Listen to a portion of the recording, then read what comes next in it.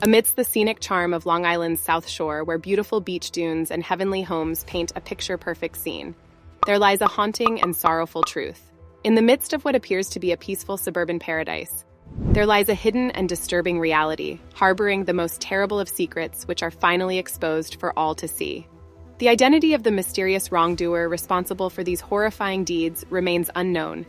We speak of none other than the notorious Long Island serial killer, infamous as the Gilgo Beach Killer or the Craigslist Ripper. Over nearly 20 years, authorities believe that an unknown person is accountable for the heartbreaking deaths of around 17 women and one man, with their bodies callously left scattered along the Ocean Parkway. Back in December 2010, Officer John Malia from the Suffolk County Police Department, accompanied by his faithful German Shepard named Blue, set out on a personal mission to locate Shannon Gilbert. She was a 24-year-old woman from Jersey City who mysteriously disappeared on May 1st after meeting with a client in Oak Beach through an arrangement on Craigslist.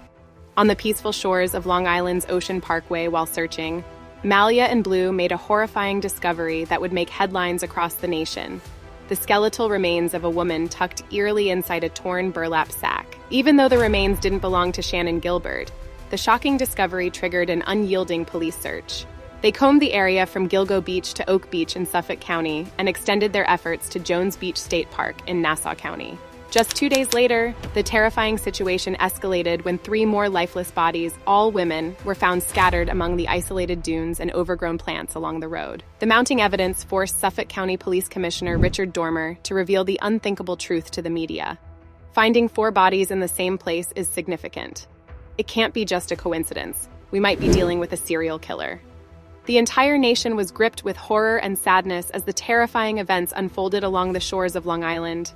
The quest for answers and justice began, with the community yearning for comfort and the determination to find the wicked perpetrator responsible for these terrible deeds captivating the minds of the public.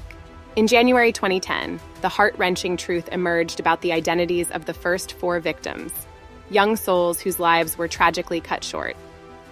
Megan Waterman, a 22-year-old from South Portland, Maine, disappeared on June 6, 2010. Maureen Brainard Barnes, age 25 and from Norwich, Connecticut, was last seen on July 9, 2007. Melissa Barthelemy, 24 years old, from Erie County, New York, went missing on July 10, 2009. And Amber Lynn Costello, 27, from North Babylon, New York, vanished on September 2, 2010. These vibrant women were escorts or prostitutes, and they had connected with clients through Craigslist's classified ads. Their remains were cruelly hidden in separate, decaying burlap sacks, and autopsies revealed a common cause of death: strangulation. Long Island's serenity was shattered as an unprecedented series of horrifying crimes unfolded before the watchful eyes of the authorities. The investigation's scope widened, leading to the discovery of more grim and chilling evidence. As March transitioned into April 2011, 4 additional lifeless bodies were found, one about a mile east from the initial 4, and the other 3 on the north side of the highway, several miles further down. However, a striking difference emerged with this new set of victims. Unlike the first 4, none of their remains were wrapped in burlap.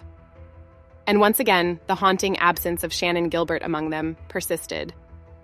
The Suffolk County Police extended their relentless search, crossing into Nassau County, desperately pursuing any potential leads that might unveil the tragic mystery concealed within the shadows of Long Island.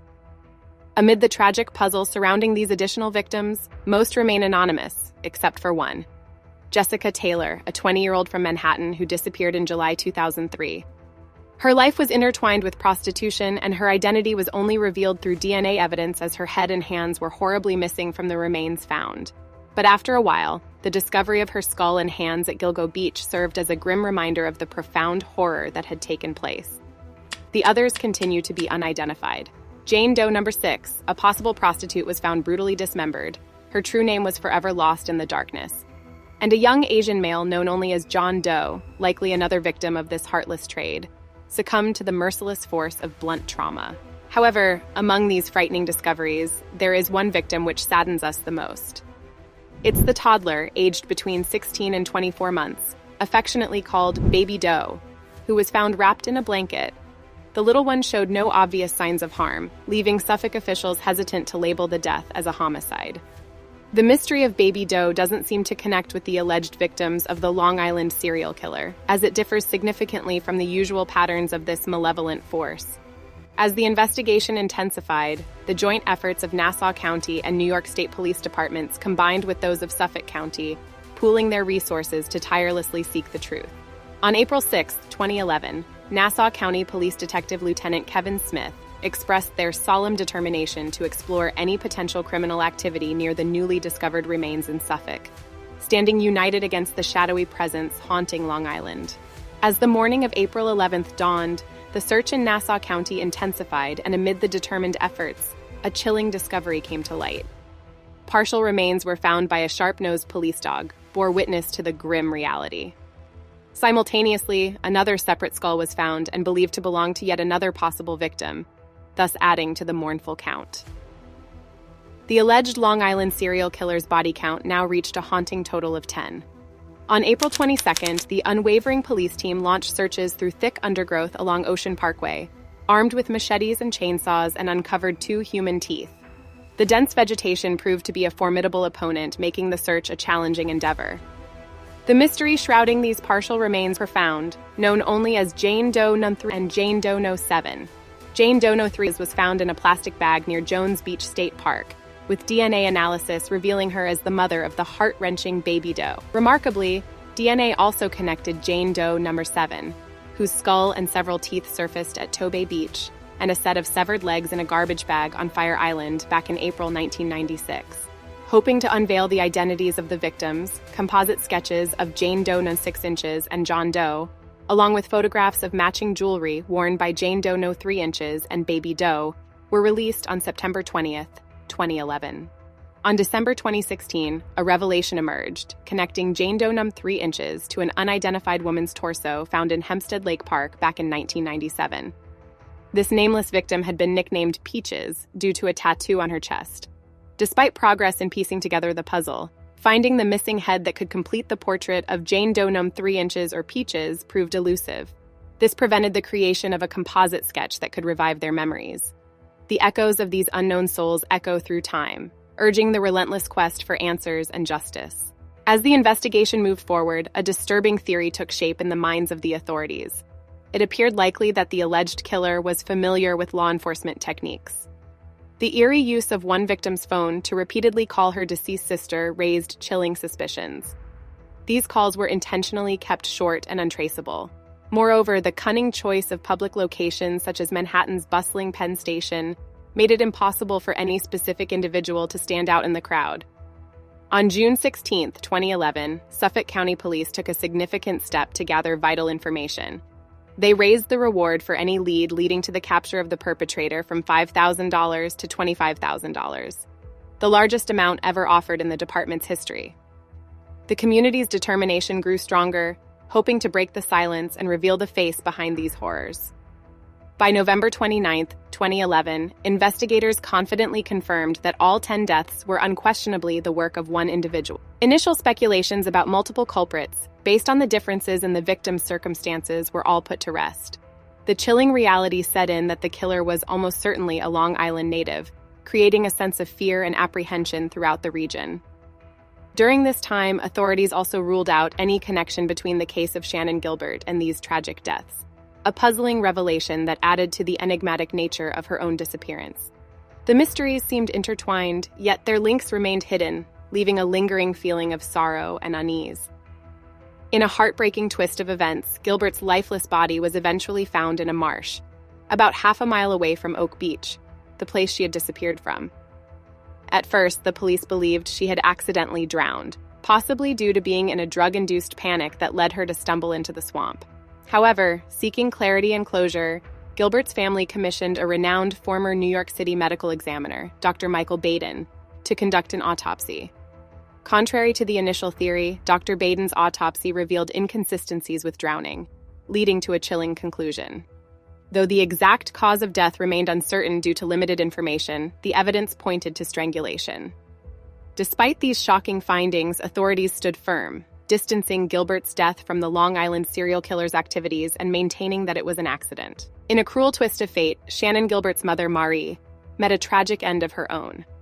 On July 2016, she was found lifeless, having been stabbed. Mari, a 52-year-old who had been tirelessly seeking answers in her daughter's case, lost her life unexpectedly. The chilling discovery occurred in her younger daughter, Sarah Gilbert's apartment. Sarah, who struggles with schizophrenia, faced charges for her mother's murder, though she pleaded not guilty to the stabbing on August 12, 2016. Continuing their relentless quest for answers, a major breakthrough arose on December 10, 2015. The Suffolk County Police Department formally announced their collaboration with the FBI, solidifying a partnership that had already been informally aiding the investigation in searching for victims over the years. Amidst the eerie backdrop of Long Island, several other bodies were discovered, leading authorities to consider their possible connections to the Long Island serial killer. However, lacking concrete evidence, these links remained mere speculation, residing in the realm of possibilities rather than certainties. Among the names that found a place in this ominous tale are 1. On June 28, 1997, the dismembered torso of a young African-American female, still unidentified, was found at Hempstead Lake State Park. 2. On March 3, 2007, a suitcase washed up on a beach in Mamaroneck, revealing the dismembered torso of an unidentified individual, possibly Hispanic or African American. 3. Tanya Rush, age 39 and from Brooklyn, met a gruesome fate, her dismembered body discovered in a suitcase on the side of the Southern State Parkway in Belmore, New York. 4. In a sandy area on Sheep Lane in Laddingtown, the remains of an Asian woman aged between 20 and 30 were found, her identity remaining unknown. 5. Natasha Gilgo, 31, went missing after leaving her home in Queens on March 16, 2013. Her lifeless body surfaced on Gilgo Beach on June 24, 2013, adding to the list of departed souls whose stories intertwine amid the shadows of Long Island. A cloud of uncertainty hangs over these cases, leaving the community grappling with sadness and a longing for closure. Each name is etched in time, calling for the truth to break free from the shadows that hide it. As for the elusive figure known as the Long Island serial killer, authorities only have the shadowy nickname unsub, meaning unknown subject. Speculations suggest he could be a white male between 20 and 40 years old. There's an intricate web of secrets surrounding this malevolent figure, and the prevailing belief is that he likely lives within Long Island, with intimate knowledge of its South Shore. The chilling burlap sacks used to conceal some victims' remains indicate sinister access to resources. The pursuit of truth intertwines with the enigmatic nature of this case, leaving a trail that seems to fade into obscurity. Perhaps authorities hold more information than they reveal, but the darkness surrounding the investigation remains. Long Island's recent history bears witness to one of its most profound and haunting chapters. The lingering, unanswered questions leave a haunting mark on those yearning for closure. Will the Long Island serial killer strike again, claiming more victims? Will the identity of this sinister enigma ever come to light? Only time will reveal the hidden secrets tucked away in the dark corners of this chilling tale.